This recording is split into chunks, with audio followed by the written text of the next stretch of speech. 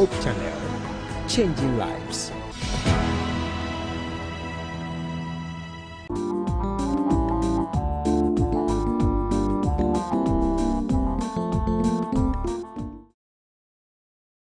Hello, hello, and good evening. It's a beautiful, beautiful day, and we are delighted to come into your homes again on Hope Channel Ghana. You are watching Love at Home. Here, we seek to discuss every member of the family, including you, the woman, the husband, and the children. And you grandmoms and granddads, you are also invited. Wherever you hear my voice from Facebook, on YouTube, Instagram, wherever, we say you are welcome, and we thank you so much for joining us. Today, and in the month of May, we've been discussing issues concerning women and motherhood. And today is no exception. Today, we want to look at motherhood, self-care, that is hygiene. We want to look at hygiene and its impact on marriage. What does it do? If a wife or a mother is not keeping up well, is there any relationship? Is there any correlation? You know something? There is joy when a new baby is born. And sometimes in the midst of taking care of the babies, some mothers neglect or they are not able to keep up well. But these things, they have repercussions.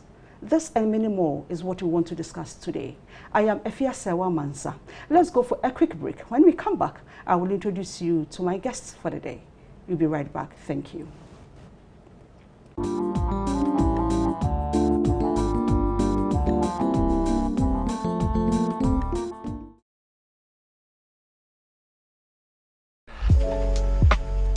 Hope Channel is my favorite Christian channel. The best thing about it is that you can have it everywhere you go. All you need to do is to download the Hope Channel app on your Play Store or Apple Store and get all the programs you want to watch.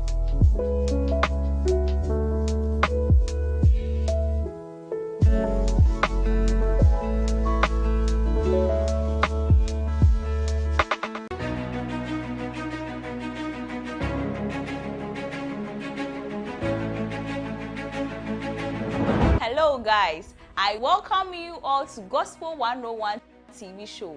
My name is Selassie Evelyn, and I'm thrilled to be your guide on this uplifting journey into the heart of gospel music and inspiration.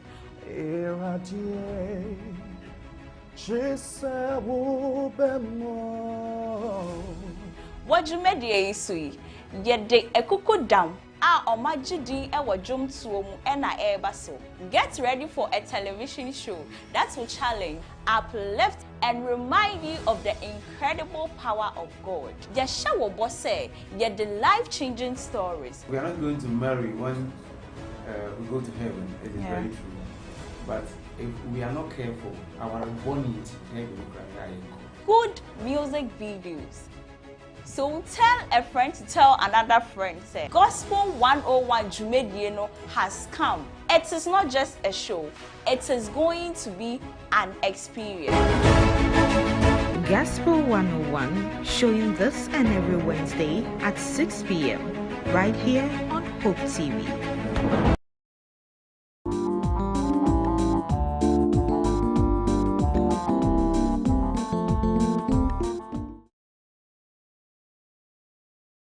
Hello, my lovely viewer. You are welcome back, and you are watching Love at Home on Hope Channel Ghana. Today we are looking at motherhood, self-care, and its importance on marriage.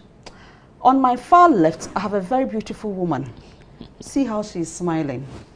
Yes, Mrs. Batista Sarah Jebu. She's the CEO for Real HR Services, and she's also an author. Yeah. Mami.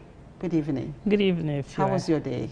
It's been beautiful. Beautiful. I can see that from your smile. Yeah. Everything was okay. Day. How was your journey? Oh, it was a bit tiring, but what do you do? It's part of the hustle of life. Yes. So once we are able to get all these things together, we thank God. So it's been a good day, and thanks for asking. I hope you had a great day as well. Wonderful. Wow. Thank you. Thank you. You're welcome. Another beautiful woman I have here is Madam Charlotte Ampon Dakwa. She's an entrepreneur, a licensed trained Christian counselor. Mama Charlotte. Yes, therefore. How was your day? The day has been good. The grace of God has been so much abundant. Okay. So it has been a good day. Okay. Once we are thanking God for granting us another beautiful day, let me start with you. If we say motherhood, what is the meaning? Thank you very much, Efua, and good evening to all our dear and cherished viewers. Motherhood is a very broad topic. I would say that motherhood is a state. A woman enters motherhood when she gives birth, biologically. And then also, through adoption, a woman becomes a mother. She enters into motherhood. And it is a vital role of womanhood. And from where we are sitting as Christians, it is just too good or well to say that it is a precious, precious gift that a loving God gives to his daughters or his children. Motherhood, I would say again, is a gender specific version of the term parenthood. And as I said, it's a precious gift from God. It can be stressful sometimes, it can be difficult sometimes, it can be easy sometimes. But ultimately, the joy of raising another human being is so powerful and fulfilling. So motherhood, yes, not only your biological children are your children, or not only those of us who are able to have our own children, but through adoption, and also if you happen to marry someone who has children already, you enter into that state of motherhood. And also by extension in the church community where we find ourselves, a lot of people see the mother nature in us, and not necessarily having blood ties with them.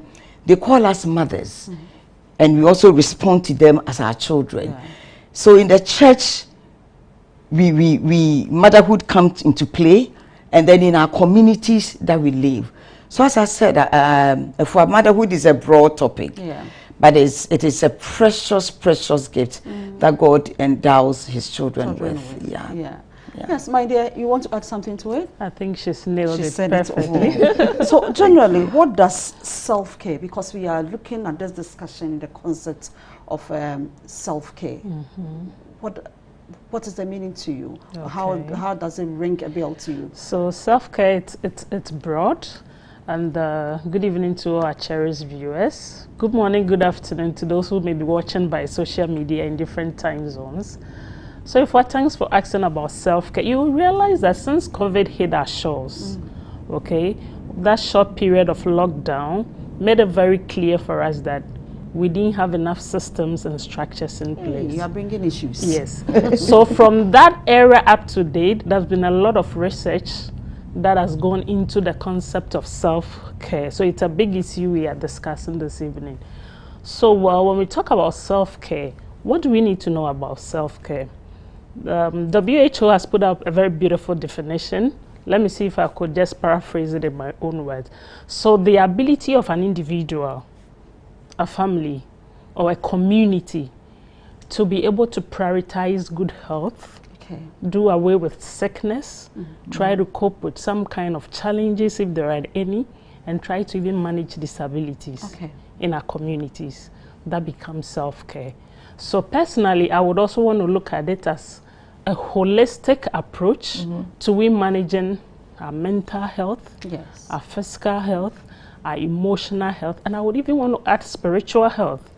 Because it's just like using a mobile phone. If you can be using a mobile phone from Monday through to Saturday or throughout the week without charging it.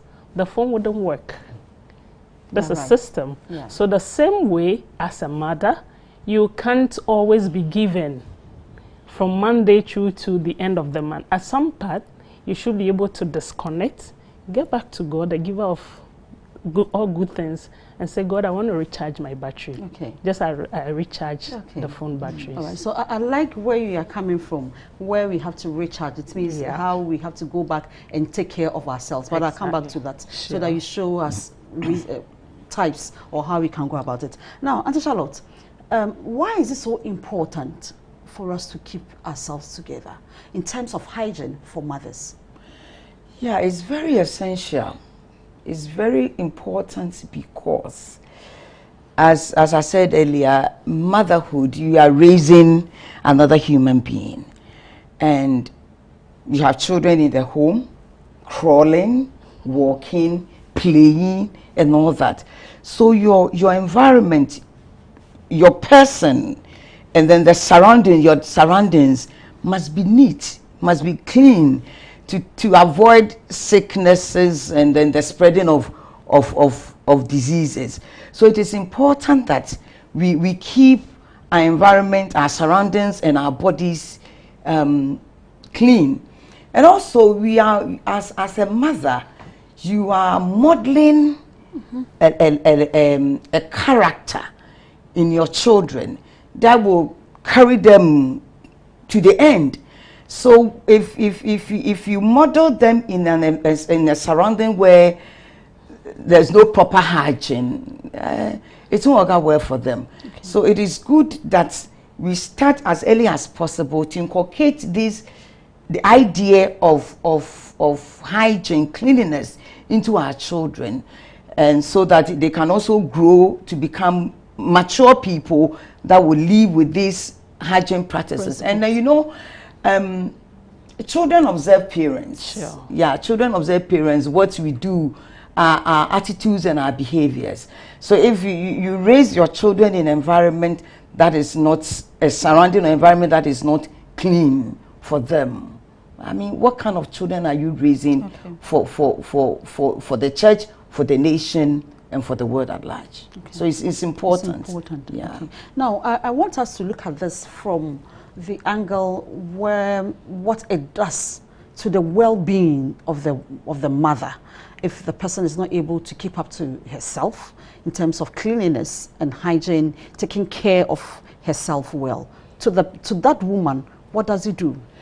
Well, go ahead. What it does is that it lowers the person's self-worth. Okay. And her self-esteem. All right. Because I mean, if you are not well kept, from your hair to your feet, if you are not well kept, you find it difficult to even go into to the public, or even in the church, as it were, where we find ourselves mostly. It will be difficult for you. The person will tend to quell in her shell, and it will affect your relationship also. Yeah. Because remember, as a mother, you are the manager of the home. You are not only managing the children, you are managing your husband as well. So your self-care, your hygiene is very important. All right. Now, you want to add something? Yes, it's important because if you're unable to do that, you are unable to prevent future diseases. Okay.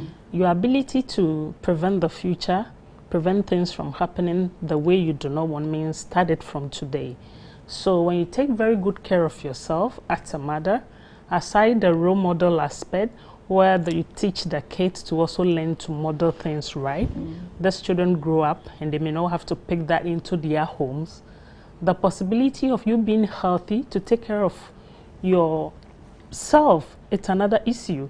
Because if you're not in that self, it becomes extremely difficult for you to even reason up. Yeah. Most times when anxiety comes in, when stress steps in, when there is depression and all that, you realize women cannot think outside the box. Things that ideally you should be able to do to help the family, you're unable to do that because you've not been able to prioritize, like we say, yourself, your own mental health. And diseases in a way affect some of these. How does hygiene also help in a way? Hygiene even helps us to be able to take absolute control of the total being. Okay. if you are not in good health, how do you enjoy your marriage? Okay. You are unable to. So almost each time you are sick, you need to go to the hospital or go to some healthcare, attend to self. It becomes very exhausting, not just for yourself. And expensive. For your partner, for the entire family. And at some point, that exhaustion also has a way of adding its own stress to marriages. So if we are looking at the impact of this on marriage, it is a big thing. Okay. So we want to enjoy our marriages because it's a union God has blessed us with. We are privileged to have it. So whilst we do, the basic things we could do, which we have control over, is to try to do things right. You wake up each day. I think at some point in the conversation, we'll get back into the nitty-gritties of what this actual care bit is all about. Yeah. Okay. So if are we then saying that if I'm not able to take care of myself well, that alone may suck my husband for me? Per the discussion so far, I am trying to deduce something. Is that what you are saying? Yes, Auntie Charlotte. Yes, yes, and it's a big yes. If you are not able to take care of yourself well, if your hygiene habits are not in place, you may sack your husband from. How? How? I mean, let's look at we are talking about hygiene. How it will affect your husband. I mean, from our head to the sole of our feet as a woman, you realize that these days most of us have either the plaited hair or the weave-ons and the natural locks, the hairstyle that we are doing these days. And if we don't take good care of it, we can wear a weave-on for months. I mean, how do you expect? I mean, sleeping with someone on the same bed, you give him cold, you start sneezing. Under this weather condition. Under this hot weather condition. So it is very important that we take care of ourselves. I mean, the hygiene aspect of our lives as women, we look at it as a very important aspect. So taking care of our hair, taking care of our nails, taking care of our teeth, taking care of all the places that we need to shave, all the places that need to be shaved, undies, taking care. So it's very important. And even, I mean, the husband goes out to work and comes back. Fine, we are not saying that all women are homemakers. That is a new word for housewives. Not all of us are homemakers. We also go out. We are also most of us are also in the corporate world or doing our own thing there. We all come home, but we still need to manage whatever is going on home well, so that the home will be attractive. So even if you are cooking for your husband or your family, their children, and your nails are stuck with black stuff, I mean, stains, dirt, how would the food even look attractive to those who are coming to eat? Or you have pile up of dishes in the sink. Oh, goodness. Yesterday dishes in the sink, you haven't washed them. I mean, it doesn't make your surrounding attractive. Yeah. So it is very important that we as women look at the way our surroundings are, and take good care of it, so that our spousal will feel more than happy to come home after a busy day of work. Okay. Now, let me add on. Okay, please add on. Yes. So once we talk about care, these are very basic things. So let's take a woman being in her menses. Okay. These are very sensitive issues, but at some point we need to talk about it. A woman has a menses, and research suggests that a woman must not use a pad more than 4 hours. But sometimes, due to house chores and activities, we neglect ourselves. Then you will find a woman using one pad beyond those hours. At some point, it generates some stench, which we should be able to work on. So if you are a natural health enthusiast, I would want to encourage you. The limes, the lemons, they are available in our market. Go use them. And don't do that anymore if you find yourself in that situation, because it will breed several other challenges and diseases. That is one aspect of it. If you're not a natural health enthusiast and you would want to just go with your natural other ways of cleaning, it is good, but be careful. because those other soaps may come with its own challenges, because the body has been composed in such a way that our underparts has its own natural bacteria that helps in its cleansing. So that as you keep using a lot of this soaps with chemicals, at some point it kills those natural bacteria. So it's important we take care of that. So we would recommend we use water at most to do that cleansing. Water is not expensive. Yes. We have it everywhere. Yes. Okay. And if we want to look at also our undergarments, looking at the kind of environment we find ourselves, the weather conditions, the heat, it is always advisable to use cotton underwears. But if you go in for the nylons, already it will generate heat. Nylons and the silk. And it's not too good. But we walk to the market and what do we find? It looks attractive, it looks stylish, and we just grab them. But we should be very careful and purposive, very intentional about the kind of undergarments we want to shop in. And for women, please help us. You shouldn't be wearing one brassiere for a whole month. It's a no-no. Don't do that. Please. At the end of the week, let it be part of the usual things you would want to wash all the time. So your undergarment, you treat them very well. And these are the little ways we take hygiene to the next level. We sparks marriages. But if not, the man comes around and like the saying goes, sentinel. Baby. Now, so let me come to you again.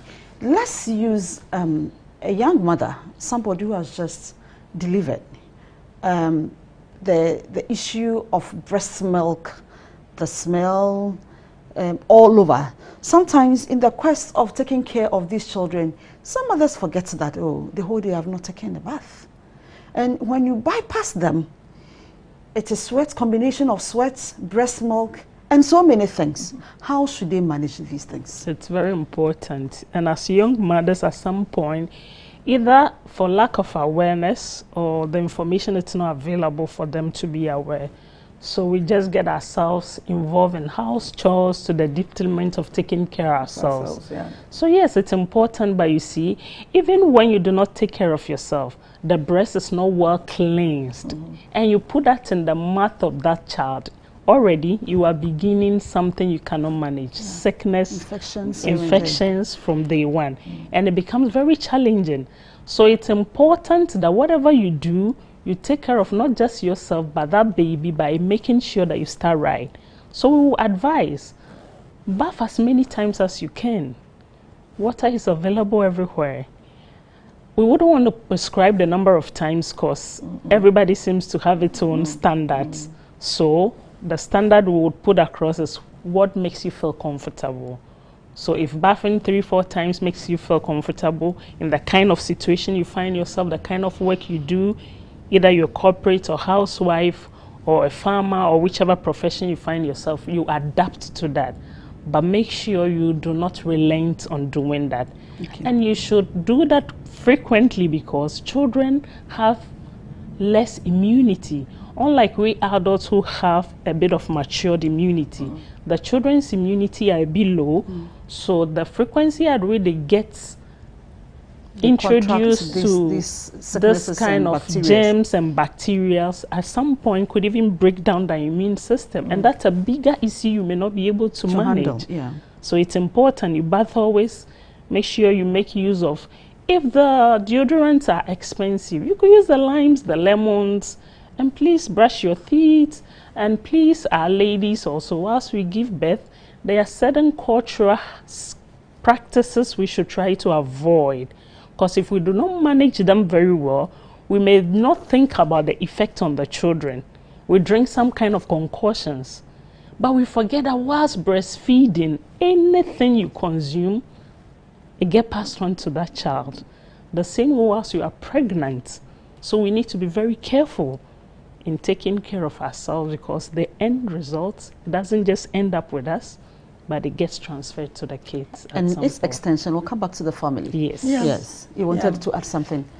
I think she has nailed it. So, now let's look at what are some common challenges that mothers face in maintaining personal hygiene while balancing the home activities here and there. For the challenges, motherhood comes with a lot of challenges. One that comes readily to mind is, most women after giving birth, honestly, our whole physique, our body changes. Some of us tend to have big tummies, big butts, and all that. And when we see that our body has gone through that change, we are not more looking the way we used to when we first got married. It dampens our spirit, and it's a challenge. And we are not able to, because of that, because we see that as a challenge, it dampens the way we do the things that we do. So to balance these things, to balance the self-care and then the chores, we need to be intentional about it. Okay. It's very, I like the way you are saying, you're using the word intentional. Right. Because if you give care to other people, you need to care for yourself also. Right. Because as my sister said, if you don't take good care of yourself, who is going to take care of the family? And all the other gifts that God has endowed you with to bless His church, how are you going to do it? So we need to be intentional about it. So we need to look at the physical aspect, the spiritual aspect, the emotional aspect, the recreational, and then the social aspect of our lives as a mother. We need to look at them to be able to balance well, and we need to make good use of the me time. Find time for yourself. Okay. Get away. Sometimes you set the children off to school, they've gone. Don't glue yourself to the TV, watching all the soap operas that you can think of, to waste your time. I'm not saying you shouldn't entertain yourself, but at least you should know, you should plan, know how you go about your daily schedule. That's what I'm saying, be intentional about it. So find time for yourself. Look at what you eat, look at how you exercise. And then spiritually, as she said, get time and go to the source of all knowledge, the source of all help, and ask Him to give you help. Remember that we've been created wonderfully. I think in Psalm says that, Psalm 139 verse 14 also says that, for I'm fearfully and wonderfully made. We are fearfully and wonderfully made in the image of God. So we shouldn't allow ourselves to waste because we are now mothers. No, we should be intentional about it, plan about it, and execute it accordingly, and it will help us. In a local, okay. Yeah, and I think time constraint is another challenge. All right. But like the saying goes, once you get married, as a woman, you cannot say this year I'm doing career, and next year I'm putting career on hold, I'm going to do childbirth. After childbirth, I get back to do something. You have to learn to multitask, and that is what it is. You just cannot run away from it. So the ability for most people not being able to multitask in itself comes with its own challenges. But we should be able to, at some point, prioritize a number of things. Try to develop a scale of preference.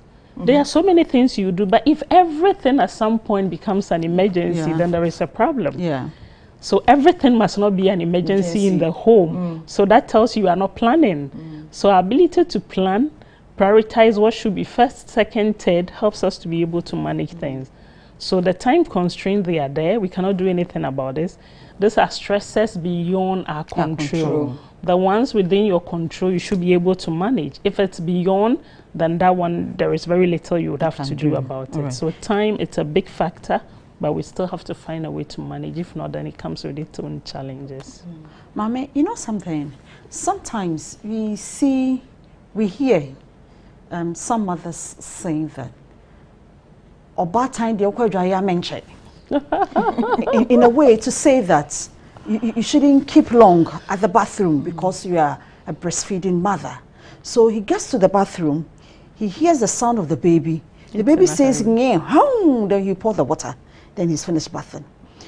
How should we go about these things? How as we are managing the babies are crying, we need to manage them, we need to attend to them. We still have to take care of ourselves. How should we go about it? I really want us to talk about this issue. So let's bring more examples so that we know how to manage it. So managing this, it's very important. Taking care of ourselves, taking the bath, yes, the baby is there, it's crying, it's your help. But have you thought of the long-term implications of your inability to take good care of yourself and the effects it brings to the bigger family? So let's break it down more practically. You wake up in the morning, just because you hear the sound of the baby crying, you want to just get in there. You don't clean yourself up very well as a woman, and your inability to clean up very well, clean up the areas of the breast where the milk would have dunked in, then you come back and then you just pulls this breast back into the mouth of this child. You are being the #1 cause of your child's inability to grow very well. And what is the effect of that? Growing up, that child gets to school and he would always be missing the days because he will not be in the right frame of mind. He will not be very healthy holistically, and each point you need to be going to the hospital. What's the other practical implication? You'll be missing work. So your hours at work whilst you clock would not be up to the standard hours. The other implication is at some point, if there is performance, you cannot be able to mark up the strides because you may not be making the hours. So it could be something very basic as very good healthy hygiene practices, but you see the rippling effects of how that eats into the family. And let's look at the bigger implication on the family. The family now needs more money to take care of that child, whilst that child is not well at home. And the implication on the family is we would always have more people attending our health care. So this is why some countries even are advocating that we should come up with holistic centers instead of hospitals. Because if we have hospitals, your sick relative, my sick relative, we are the ones to be the clients there. But if it's a holistic center, whilst we know we go in there to distress, we go in there to manage our self-care, we get in there to prioritize our self-health, then that becomes the bigger conversation. But it will take a while for us to get there. Yes, yes, it will. Now, Auntie Charlotte, if I'm able to take good care of myself, what will be the impact on my marriage and to my husband? Oh, it will be wonderful. I see how you said it will be wonderful. It will be so wonderful. I mean, if you're able to take good care of yourself, you become physically attractive. I love that. Yeah, you become physically attractive to your spouse. Your children will grow well, as she said. There will be no sickness or passing on diseases in the home. There will be no constraint on your finances. That is very important. You get it. You save money to to do other things for the family. So it goes a long way to better our relationship. So it is good that we take good care of ourselves. Yes. I think, and then also, as I said earlier, when you are not able to take care of yourself as a mother, it brings down your self-worth and your self-esteem. So, and the opposite is true. It increases your self-esteem, your confidence. That is very important. Yeah, your self-confidence. Wherever you find yourself, you are able to boldly stand and speak. You become assertive, So it's good that we take good care of ourselves. Yes, and the beautiful thing about self-care doesn't really fall within that prescribed standard, where we'll say to every woman, self-care means A, B, C, D. Self-care could mean different things to different women at certain times. And even to me, assuming I'm using myself as a scenario, what self-care could mean to me today may not necessarily be the same thing tomorrow. So let's break it down. Very true. Assuming I'm a corporate woman, you wake up in the morning, stress of traffic, driving to work, you get in, you have over 500 emails to attend to. At some point in the day, self-care should call out to you to say, I'm taking a break. Slow, take a day at a time. At some point, try to block in some 30 minutes to 1 hour and say, this is just me time. If you enjoy music, enjoy it. You could just get off the phone, the distraction of the world at some point, and prioritize your mental health. Try to get back to that level where you feel energized to get back. Now, assuming my situation has changed from this and I may have lost a loved one, the same self-care principle may mean I may not necessarily need that me time to be off to listen to music. Yeah. At this point, I would want people to be reach around out, you, to console, to comfort. Yeah. And at some point, you still are pulling out self-care. Another scenario, assuming I'm a market woman, I find myself in a community somewhere. My office hours, once market hours are in, there is no break. Yeah. We all get into the market from morning to evening, and we expect this woman to be there to serve us. So this woman's self-care begins when perhaps she gets home. And this is the time our husbands need to also understand that at some point we need our me time. Okay. And that doesn't mean you are selfish. Okay. But cultural situations, the kind of culture we find ourselves as a people, make it or kind of put it out there. So whilst you find yourself not doing a number of things, perhaps the assumption is you are selfish. You are selfish, or So you are lazy. You are lazy. So it pushes a lot of women to just keep giving. It is beautiful to give. It is beautiful to be there for people. But what is the essence of always giving out when you are not there at some point? The family should be able to depend on you at each point to say, no matter what happens, we are sure mommy, daddy will be available. But if each week mommy is falling sick because she's not prioritizing her mental health, then at some point you are failing the family as well.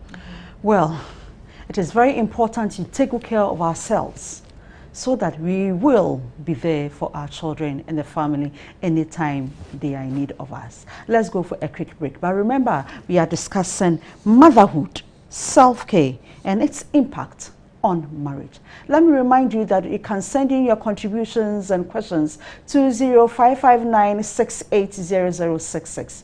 0559-680066. We'll be right back. Please do not leave the dial. We'll be right back. Thank you.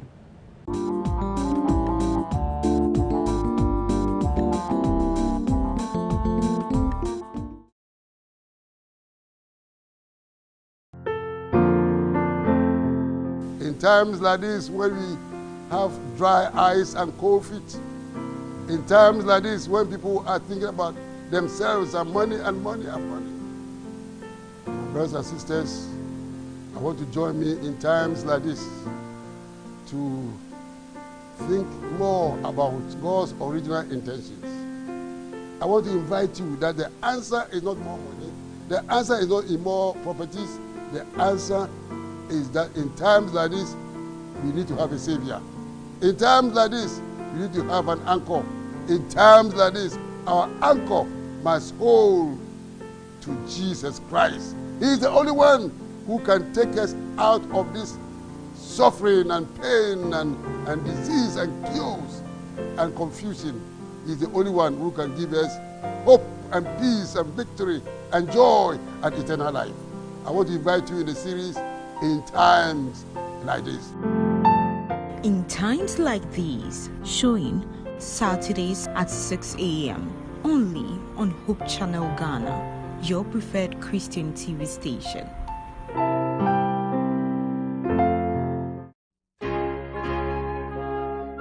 Hello and welcome to Hope Channel, and of course to your favorite program, Watch These Signs. As long as you are not in that boundary, he will do all kinds of things to protect you so that you continue to move. There are times some things should have happened which should have crushed you to death, but because of the power of God, to give you extra more time so that you can consider the issues of eternity. From plug things on the farm. Verse 23. Yes, and that was when the Pharisees came, then he made this statement. And that is the same response people give today. That the Sabbath law says, thou shalt not do this, thou shalt not do this, don't touch this, don't go to market, don't. And so people use this text to tell you that even Jesus,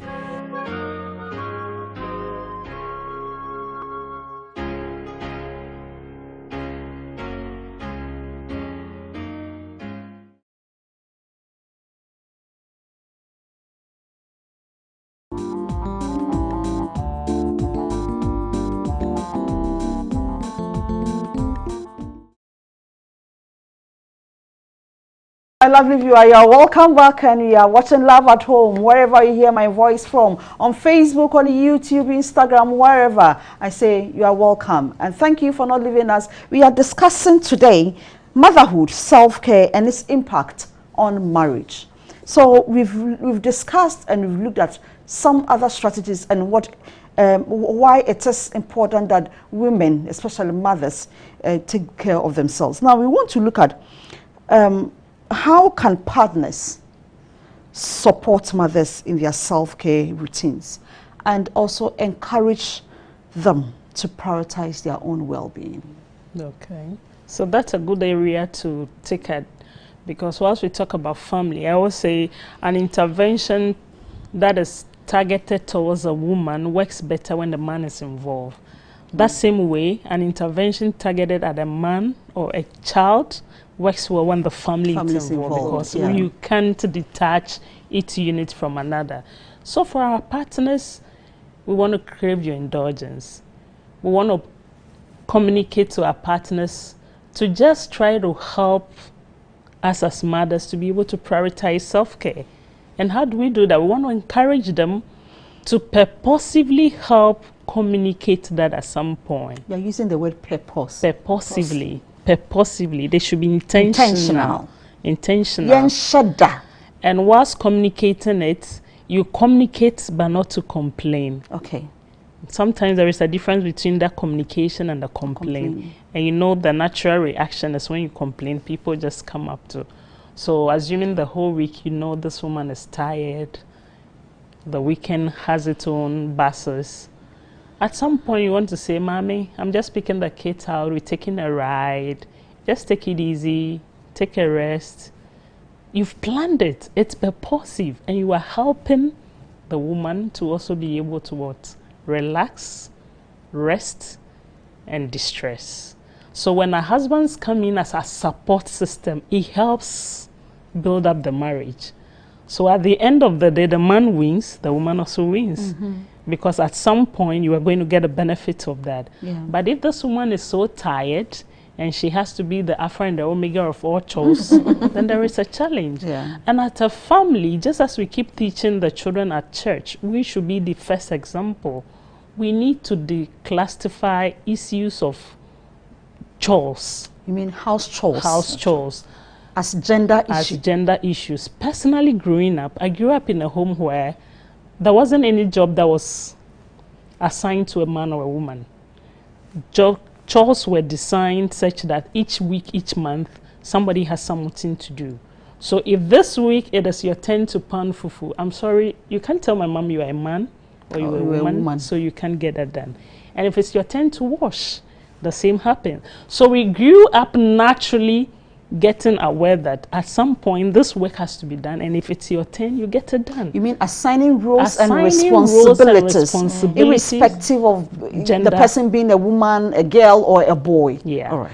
And it helps because once that child grows up and gets into marriage, your wife could be sick at some point if you're a man. Your wife could travel at some point if you're a man. Your wife could be in pregnancy and had to put to, and at that point may not necessarily be available to help at home. So assuming you find yourself in a community where the standard family system support is not there, you do not have a house help, what do? So it is a very important thing that when we do, it helps protect our home. And you, the man, you'll be happy. It takes away stress from us, and it helps us to be able to keep the home the way God envisioned us to keep a home. All right. And Charlotte, you want to add something? Yeah, it also helps foster unity and bond, the family bond. And love. And love, yes. Because it's so nice seeing the family together. If it's washing, doing the laundry together. So I would say that when it comes to chores, the house chores, it should be a family affair. As early as possible, we should inculcate that idea into the children, into our children. Remember that we are modeling them, and so when they finish eating, let them know, teach them that they should bring their plates or their bowls to the sink, wash them, clean the table where they ate, and make sure every crumb on the floor has been taken care of, clean. So it's very good, and it's so nice to see daddy and mommy standing by the sink and washing. You see, cooking, the little things that we sometimes gloss over. We overlook them. But when we are doing these things together, we are able to share. We're able to talk about some of these things. And the more we talk about them and we share and laugh, we laugh over them, you see that the bond, it strengthens. Yes, it strengthens the bond and the unity. And it creates family traditions. Exactly. You know? At some point you move away and you just feel like there is something you are missing. Naturally, yes. So and these are things money just cannot buy. Yeah, so it's good that as mothers we do that. It goes along. Now, Auntie Charity, are there any societal pressures that are expected from mothers, and because of these things they contribute the neglecting of taking care of themselves? There are a lot. There are a lot. Hey, Oba worry for na. You atade a wash and Oba worry for na. You baby a wojina. You see, as we said, we need to self-care is very important. It's very essential in our lives as mothers. So the societal, what you said about societal pressures. The societal pressures. Oba worry for they said they be a wofie. Now, say, it is good. But it all boils down to planning. If you plan well, as we said, you need to have time for yourself. Honestly, you need to catch up with friends and have a laugh. It doesn't always goes with money. You can just sit somewhere with a friend, an old friend, and then buy simple popcorn. And then discuss some of the old things you used to do when you were young. And then laugh over them. You see that it distress you. You come home refreshed and happy. So it helps. So that's the society, what the society is expecting of us. We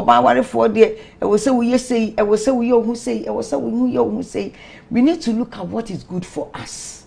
We are not saying that not all of the what the society expects from us are wrong. That is not what I'm saying. But you need to sit down as a person, as a woman, and look at what will help you, help your family to develop, and then you yourself as a person to develop. So the challenges are there, the pressures are there, but you need to be mindful about how you manage them. Now, are there some pressures and challenges from our society? Just to add a little to what she said. So these are things we cannot run away from. The societal pressures are there. But I always say, since the woman is the caregiver, you need life to be able to give life to another person. If you do not have life, most definitely you cannot give life. So you give what you have. And that is where we're talking about, we prioritizing what? Self-care. So when self-care is prioritized, it helps us to manage a lot of these mental health issues that are coming our way, because at some point society feels the woman should always be there. It is true. Our mothers have been there, our grandmothers have been, and we also need to be there. But being there, we need you to be there physically, mentally, spiritually, socially, emotionally, and all that in its holistic sense. We don't expect our mothers to be available. At some point when the children grow up, they need you for their marriages, and you are incapacitated, then the family rather misses those very important moments in life. Now, so let's look at the issue of communication. What role does communication play in addressing self-care needs between partners? How should these be communicated? You know, I'm asking this because sometimes you realize that a woman needs help, but he's not able to communicate the type of even help she needs. And so it becomes something like, you like nagging. You are always nagging. You mentioned it briefly. How should we go about this communication and all that? And if a woman is suffering from something, maybe after birth, it is assumed that Sanya no baby goes through that. Why are you complaining? How should these things be communicated? So communication is a big thing. We can't do without it and expect our marriages to work. Communication is something we need to get right. And there is a difference between communicating, listening, and complaining. Most times we don't communicate, we complain. But our ability to communicate well is when we are able to communicate our emotions, our feelings the right way. Why am I saying the right way? The right way, the right time. Assuming you're back from work, the woman is exhausted doing all the house chores, and once you get in, it's just beautiful at that moment to just compliment her a little bit. But if you start, and why is it, you know, that natural reaction is for the woman to also react. But it's important, you have something very important to communicate to her. And I think there is a strategy we are missing. That could be a reason for which a lot of marriages now are ending on rocks. But we need to research to find out the implication and the impact. Growing up, you hardly would find our grandmothers and grandfathers exchanging words publicly, complaining. The presence of the children. Outside or in churches, but these days it's everywhere. In the car, at home, everywhere. But we need to be able to work at that. Why? Because we have forgotten the marriage issues must be discussed in the bedroom. In the bedroom. That's right. So if marriage issues now are being discussed publicly on the pulpit, if marriage issues now are discussed everywhere, then it risks getting responses everywhere. But that shouldn't be the order of the day. And in the end time, we are working hard to safeguarding our marriages because we know the devil has a clear intention, because he knows once he targets marriages, it is easy to just break that family bond. So we need to be very purposive about communication. So in communicating, we should be graceful about our words. And there are times where you know this thing is wrong, but instead of pinpointing to say you are wrong, you could just say, how come we not look at it in a different way? So the I-we scenario doesn't help cast fault on the other partner, but a more sensible person will just realize you meant to communicate A, B, C, D. So once you are graceful in your communication, you help your partner to also respect that space. And for women, I want to encourage us, let's learn to negotiate our way. When we are communicating, when there are issues, we should be able to come out and voice out. There is a difference between being confident and there is a difference between being proud or arrogant. There is a thin line. But sometimes you are unable to get it. Then we quickly say she's proud. Yes. So that thin line of being able to negotiate your way in marriage is very important. When something is wrong, pull your husband aside. I think these are the issues. Can we look at it? And then you find a nice way to communicate that. Because you risk having issues if you do not communicate. Because you are into marriage for good, except perhaps your marriage is the contract type that they've contracted, and at maybe the end of a period you would have to go back to renew. But we want to look at the ideal marriage situation which God instituted for us to be in it until better and for worse. Until better or for worse. Now, Auntie Charlotte, let's look at some practical self-care tips that busy mothers can inculcate or can start using. Okay, we can talk about so many practical self-care tips. We can talk about so many. Let's look at the physical. Exercising. Exercising is very good. Not too much, but the little that you can do as a mother. Taking a walk, simple walk, few minutes walk. It enhances your self-care. And then eating well.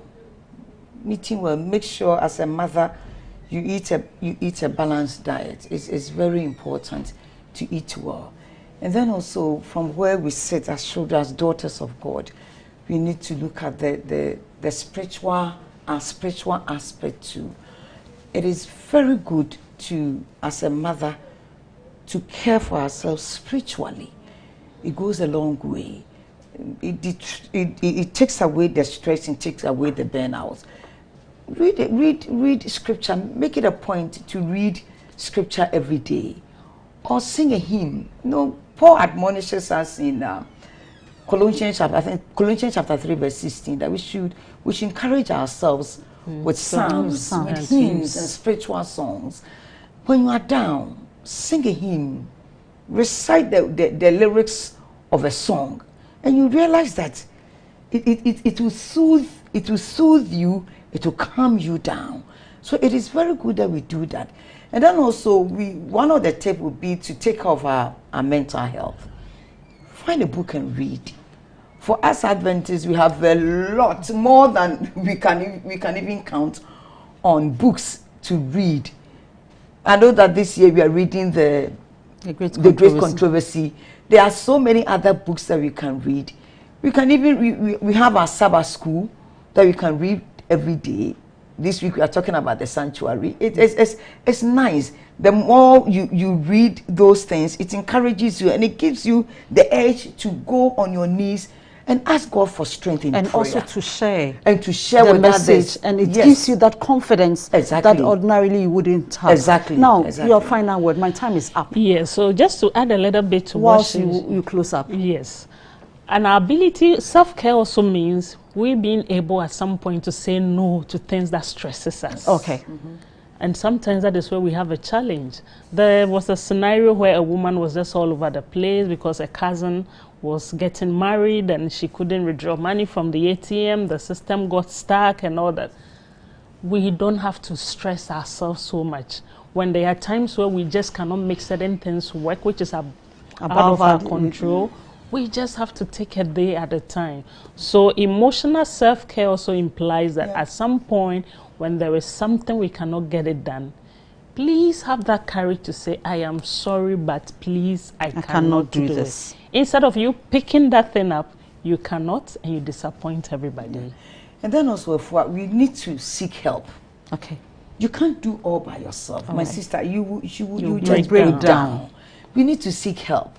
If the house chores is overwhelming, seek help. So seeking help doesn't mean you are lazy. No. Yes, it means you are rather communicating your needs. Yes. This is very important. Yes. My lovely viewer, I wish we were not ending. We could go on and on and on, but my time is up. I'm sure you continue this discussion in your homes, wherever you are. We need to find a lasting solution to it. Mothers, you need to take good care of yourselves so that your children will come and live after you and enjoy and benefit whatever you reap or whatever you sown for them. By so doing, let's take admonition from the book of Isaiah 66 verse 13. He says, this is God speaking, as a mother comforts her child, so I, God, will comfort you. Amazing. I don't know whatever you are going through, but God is in control. Amen. Let's take good care of ourselves. Let's eat well. Let's take good care of our bodies so that our temples can be a living testimony for Christ. Until we come into your homes again, same time next week. I am Efia Sewa Mansa, and we had this discussion with Madam Matista and then Auntie Charlotte. God bless you all. Continue this discussion in your homes. Same time next week. Good night and bye.